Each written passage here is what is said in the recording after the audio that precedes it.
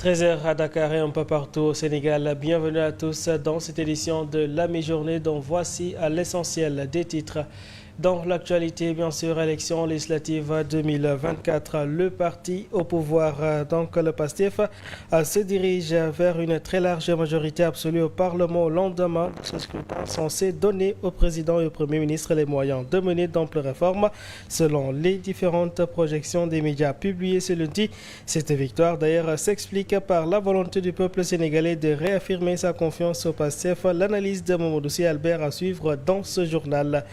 Le PASTEF a donc largement devant après les résultats provisoires. Le constat fait durant donc ce scrutin reste les ténors de l'opposition qui ont pratiquement tous perdu dans leur bureau de vote. Reconnaissant leur revers plutôt, ils ont tour à tour adressé leurs félicitations à Ousmane Sonko et au parti PASTEF. Dans l'actualité sportive éliminatoire à Coupe d'Afrique des Nations 2025, l'équipe nationale du Sénégal accueille les Hirondelles du Burundi ce mardi au stade Maître Abdoulaye Wade de Diamniadio. Une rencontre qui entre dans le cadre de la 6e journée qui se jouera sans Boulaye Dia qui a quitté la tanière. Les détails en fin d'édition. Mesdames et messieurs, voilà donc pour l'essentiel des grandes lignes de ce journal. Nous passons dans un court instant au développement.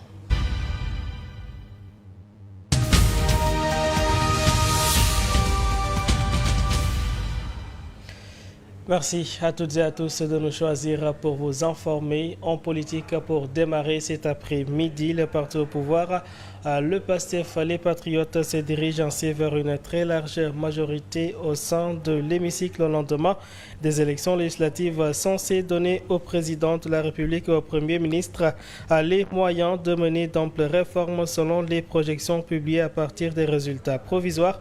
Le PASTEF donc arrive en tête dans une grande majorité des centres de vote dont les médias ont annoncé les résultats provisoires au fur et à mesure de leur affichage. Ousmane Sonko l'emporte notamment largement dans son bureau de vote à Ziguinchor. Dans le sud du pays, aucun incident significatif n'a été rapporté. La coalition Tako Wallo Sénégal de l'ancien président Macky Sall a cependant dénoncé dans un communiqué une fraude massive organisée par le PASTEF. Différents acteurs ont fait état d'une participation moindre que celle de la présidentielle en mars, 61,3%. Au législatif de 2022, 46,6% des inscrits avaient voté. Deux principales têtes de liste de l'opposition, le maire de Dakar, Barthélémy Dias, et le deuxième à la présidentielle de 2024, Amadou Ba, ainsi que d'autres adversaires ont reconnu leur défaite. Justement, l'ancien président de la République, Macky Sall, a été battu à l'issue de ces élections législatives anticipées dans son fief à Fatick, Foundiougne, où il n'a perdu aucune élection depuis plus de 10 ans. Dans ces deux départements, le parti PASTEF d'Ousmane Sonko est arrivé largement en tête. Cependant, Macky Sall a remporté la commune de Diop, 57% et la commune de Diarer. Par ailleurs, le PASTEF a rappelé 13 sur les 17 communes qui composent le département de Fatick. Il s'agit entre autres des communes de Tataguine, Diofior, Fimela, Djoum, Djilas, Diakhaou qui composent ainsi le département de Fatick. Toujours sur cette razzia de PASTEF, Guy Marius Sagna, Amadou Ba, Abass Fall, Cheikh Thioro Mbacké, toutes les têtes de liste départementales de PASTEF ont triomphé devant l'opposition. Amadou Ba, Djamack Ndiérigne, Barthélémy Diaz, Bougane et autres ont perdu dans leur propre bureau de vote en Francie. Sur un plateau, la majorité parlementaire à Ousmane Sonko et compagnie. Nous y reviendrons probablement dans nos prochaines éditions. En attendant des résultats officiels, l'issue donc de ce vote apporte à nouveau le parti PASTEF en triomphe avec une victoire d'au moins 41 sur les 46 départements du pays. Une montée en puissance assez incontestable selon l'expert électoral Babacar Fall du GRADEC. Pour ce dernier, PASTEF aura au moins 125 députés sur les 165 sièges. Je vous propose de le suivre. De façon globale maintenant, dans l'ensemble donc des départements, le PASTEF a vraiment exercé sa suprématie. Je pense qu'ici, au niveau des 46 départements, au moins 41 départements aujourd'hui à 42 sont entre les mains du PASTEF. La diaspora également, les 8 départements de la diaspora également sont tombés donc entre les mains du PASTEF. Ce qui fait qu'aujourd'hui, dans les projections, on parle aujourd'hui en tout cas de peut-être de 125 à 130, d'autres même peut-être avance le chiffre de 140, le nombre de députés de 140. Et je pense que en tout état de cause, cela leur permettra, avec cette majorité, de mettre en œuvre donc les réformes qu'ils souhaitent au plan économique, au niveau de la justice, etc. Par rapport, par exemple, à des questions comme la réduction des comptes, l'abrogation de la loi d'amnistie. Je pense que sur toutes ces questions-là, ils seront à l'aise. Et de façon générale, je pense que maintenant, on les attend. Ils ont toutes les cartes en main aujourd'hui pour remettre le pays au travail et pour faire donc des résultats. Je pense qu'avec cette configuration, il y aura moins peut-être en tout cas de bagarres ou de vraiment quand même de querelles de chiffonniers au niveau de l'Assemblée nationale. Et nous restons toujours avec le parti PASTEF, donc loin devant les autres partis et coalitions de partis politiques. Selon la liste politique Mamadou Albert, cette victoire s'explique ainsi par la volonté du peuple sénégalais de réaffirmer sa confiance au parti d'Ousmane Sonko. Il estime aussi que cette majorité pourrait leur permettre de mieux dérouler leur programme. Suivant tout cela avec Mamadou Kanté.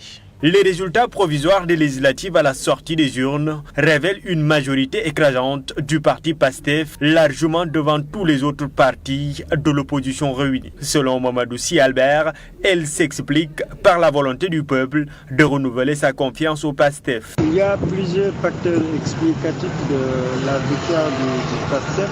Le premier facteur, probablement, c'est la volonté des électeurs de confirmer le choix qu'ils ont fait en mars.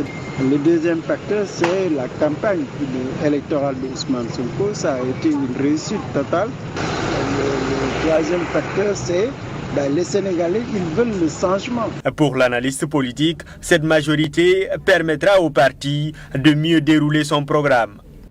Donc c'est clair que l'Assemblée prochaine, qui sera dominée par une majorité parlementaire patriotique, va soutenir l'ensemble des projets du président de la République et de son gouvernement. C'est des lois.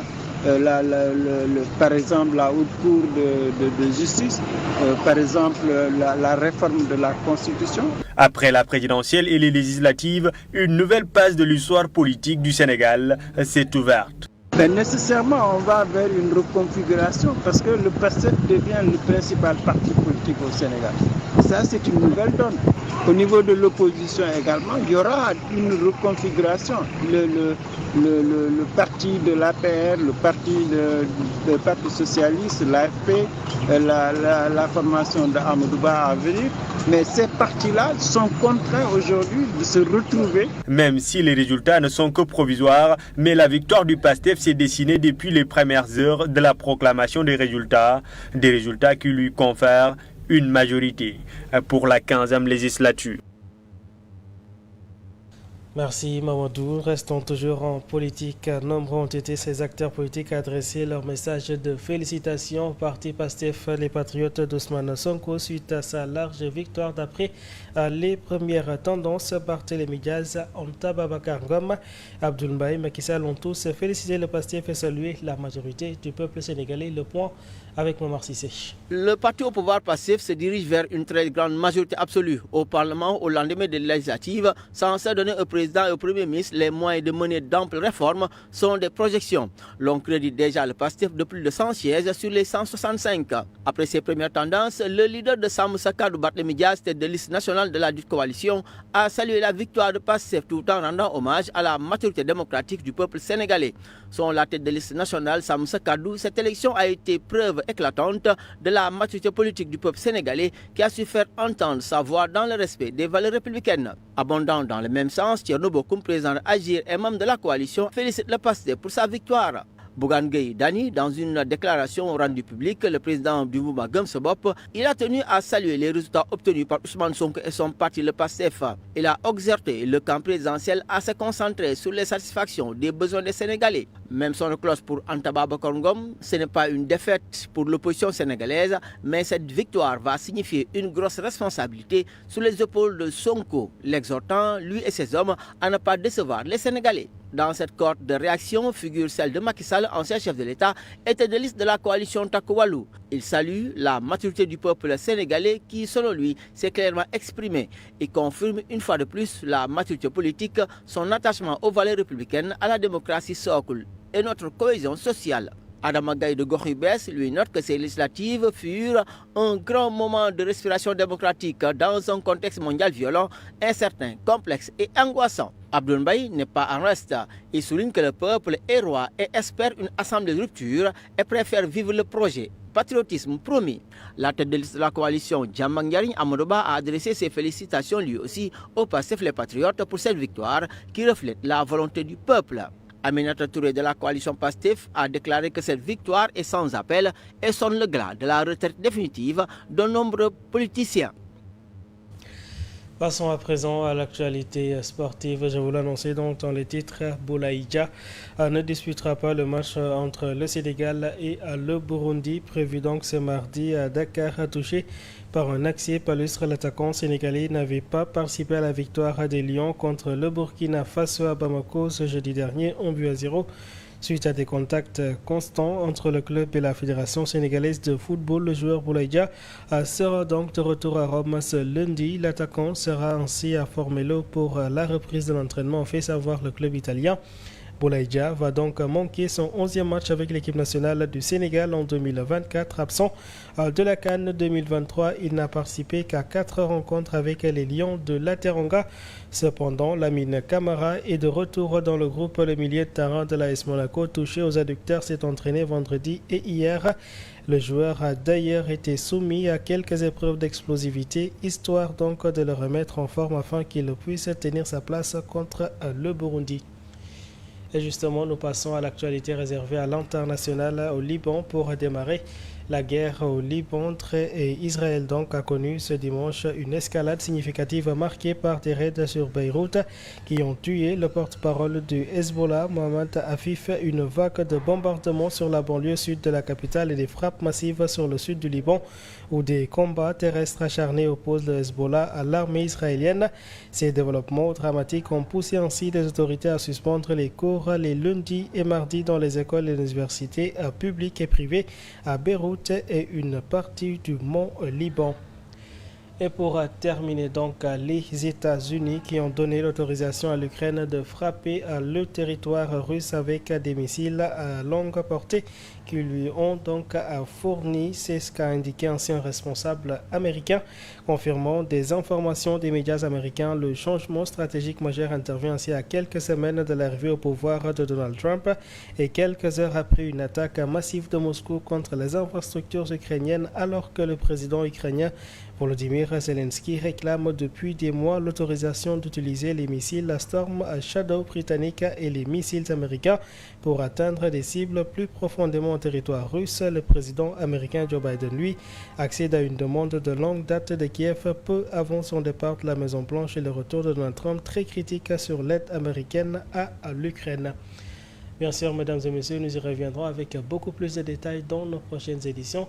Mais en attendant, nous sommes donc au dernier point de ce journal qui est la revue de presse et c'est l'affaire de Momar Cissé.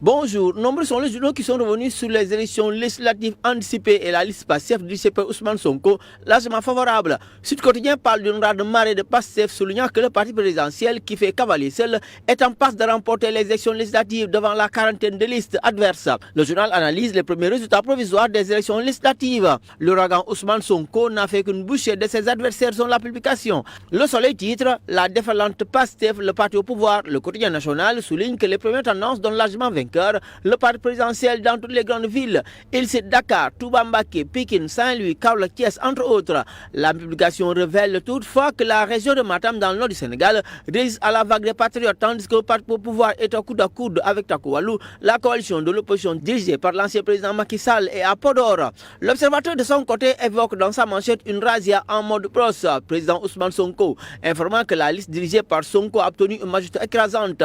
C'est l'urne plutôt que l'arène sont le journal est l'exception Sonko, la grandeur des vaincus, le sphinx Macky Sall, la nouvelle responsabilité Amadou Ba et la leçon du peuple, détaille l'observateur. Pour le quotidien, le Sénégal Moïse Sonko soulignant que le leader des patriotes obtient les pleins pouvoirs. Une manière pour le journal de reprendre le slogan de Pastef Sonko Moïse Diomaye, Sonko c'est Diomaye, qui avait permis au parti présidentiel de gagner largement l'élection présidentielle de mars dernier.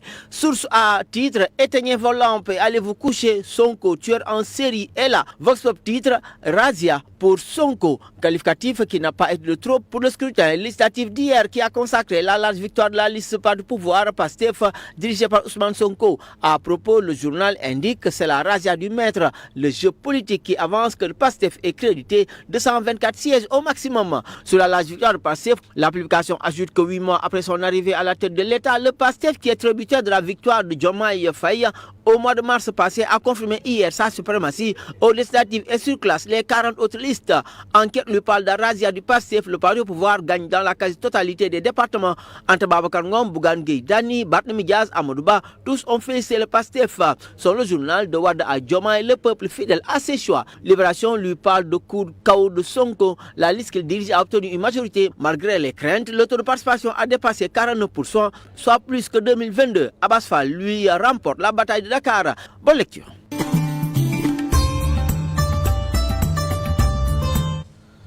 Merci beaucoup, Momar Cissé. Mesdames et messieurs, voilà donc qui met en terme ce journal. Merci à toutes et à tous de nous avoir suivis. Prochain rendez-vous, ce sera à 14h pour le bloc en Wolof et ce sera avec Kadior Cissé. D'ici là, nous vous souhaitons de passer d'excellents moments en compagnie de nos programmes.